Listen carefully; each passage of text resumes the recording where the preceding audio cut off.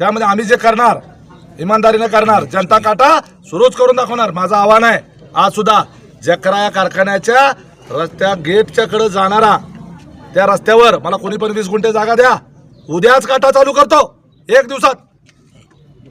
दादा सचिन जाधव यांच्या फेसबुक पेजवरती एक व्हिडिओ व्हायरल होतोय कालच्यापासून.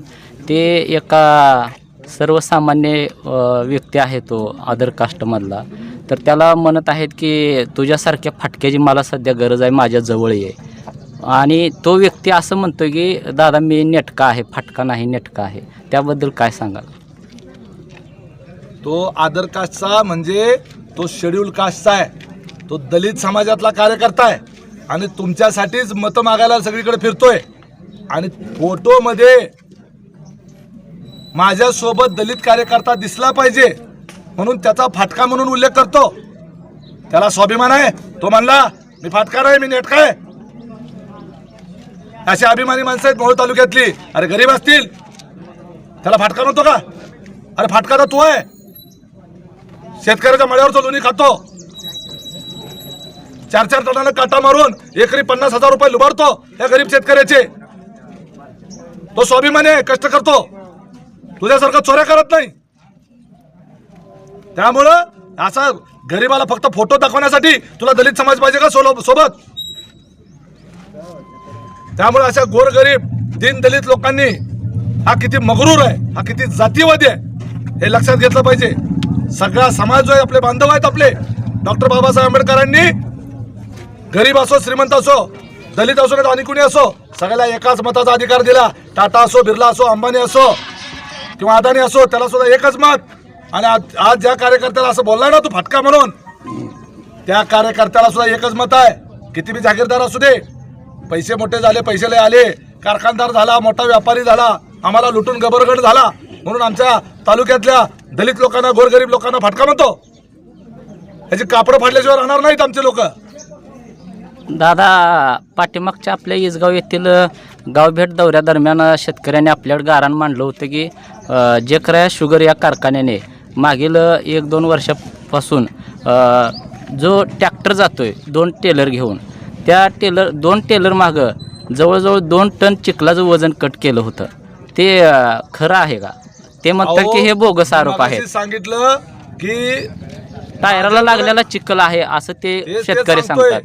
माझ्याकडं ज्या शेतकऱ्यांनी पावत्या दिल्या ते 2014 पासून आतापर्यंतच्या दिल्या. काही लोक म्हणले की आमचं जाहीर करू नका कुठं पावती, कारण म्हणले उद्या आम्हाला काहीतरी अडचण येईल. शेवटी शेतकऱ्याची काळजी आपण केली पाहिजे. एक शेतकरी म्हणला मी मुलाखत देतो, बिंदास माझी पावती टाका, म्हणून त्याची पावती मी जाहीर केली. जकरा शुगरची पावती आहे. 13 तारखेला वजन केलं, त्यावेळेला 8 टन मोकळ्या ट्रॅक्टरचं वजन भरलं. 15 तारखेला तोच ट्रॅक्टर पावतीवर दिसतंय, तोच ट्रॅक्टरचा नंबर तोच आहे. आणि 15 तारखेला म्हणजे 2 दिवसात त्या ट्रॅक्टरचं वजन 12 टन झालं.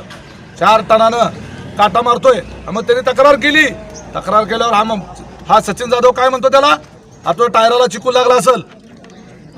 चिखलाचं वजन 4-4 टन असतं का कुठं? सगळी टायर काढून वजन केलं तरी त्या मोठ्या टायरासहित ट्रॅक्टरचं टायलीच्या सगळी टायर नटाबोटासहित वजन केलं तरी सुद्धा 500 किलो भरायचं नाही. 4-4 टनाने काटा मारतो. ही वस्तुस्थिती आहे. त्यामुळे जनता काटा फक्त जकरा शुगरच्या बाहेर नाही, या मोहोळ तालुक्यातल्या आसपासचे जवळचे जेवढे कारखाने आहेत ह्या रस्त्यावर जाणाऱ्या त्या रस्त्यावर त्या ठिकाणी उमेश पाटलाचा जनता काटा हा सुरू करणार म्हणजे करणारच. आणि त्याच्यावरची पावती घेऊन जायची. शेतकऱ्यांनी आधी जनता काट्यावर वजन करायचं, ती पावती घ्यायची, मग कारखान्यात ऊस न्यायचा. आणि जर किलोभर जरी फरक पडला फक्त पावती घेऊन माझ्याकडे या. कोण किती बी जागीरदार असू द्या, त्याच्यावर फौजदारी गुन्हा दाखल करून त्याला कोंबडा करून पोलीस स्टेशनमध्ये घातल्याशिवाय राहणार नाही, एवढं लक्षात ठेवा. दादा शेवटचा प्रश्न आहे. सचिन जाधव काल बोलताना म्हणाले की आपले संसार बंद पाडणाऱ्या नरकडीच्या भांडवलाला या मतदारसंघातून हाकलून लावा. अरे कुणाचे संसार बंद पाडले? तू आज एवढ्या वर्ष झालं शेतकऱ्यांचे संसार उद्ध्वस्त करतोय. दर एकरी 50,000 रुपयाचा काटा मारून उमेश पाटलाने कोणाचा संसार उद्ध्वस्त केला सांग? आज नरखेडमध्ये त्या ठिकाणी जिल्हा परिषदला उमेदवार मिळाला का तुझ्या राजन पाटलाला, ज्याला नेता म्हणून घेतोय ना? आज एवढे मोठे 35 वर्ष 40 वर्ष तुम्ही राजकारण करता, त्या ठिकाणी त्या नरखेड गावात माझ्या भावाच्या विरोधात उभा करायला तुम्हाला उमेदवार मिळाला नाही. आणि तुम्ही सांगता का तर त्या भागातले संसार आम्ही उभे केले. घाटणे बॅरेज मागच्या 10 वर्षापासून दारं लावतो निवडून आल्यापासून. माझ्या इकडची 200 पट त्या ठिकाणी शेती पाण्याखाली आली, त्या ठिकाणी जिरायची बागायत झाली. त्याच्यामुळं हजारो त्या ठिकाणच्या शेतकऱ्यांचे संसार उभे राहिले. आम्ही संसार उभी करणारी माणसं आहेत, संसार उद्ध्वस्त करणार नाही. तुमचे हजारो उदाहरणं देईल संसार उद्ध्वस्त करणारी, कितीतरी उदाहरणं आहेत. ॲडव्हान्स देताना त्यांना व्याज लावता. पुरीचं लग्न आहे म्हणून शेतकऱ्याला त्या ठिकाणी ॲडव्हान्स मागायला गेल्यानंतर त्याच्याच उसावर ॲडव्हान्स देता आणि त्याच्यावर तुम्ही व्याज लावून त्याचे पैसे कट करता बिलात ना.